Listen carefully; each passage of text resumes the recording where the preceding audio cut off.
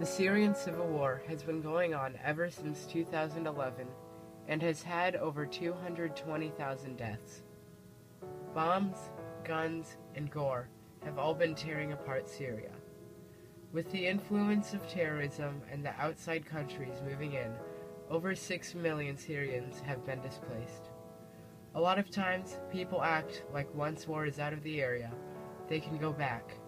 But it's not true.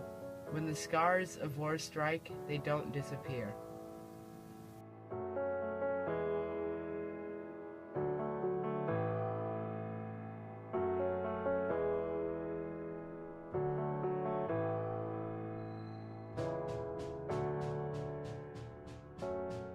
With our government joining in on the strikes, we can't just ignore that we need to rebuild their country with them.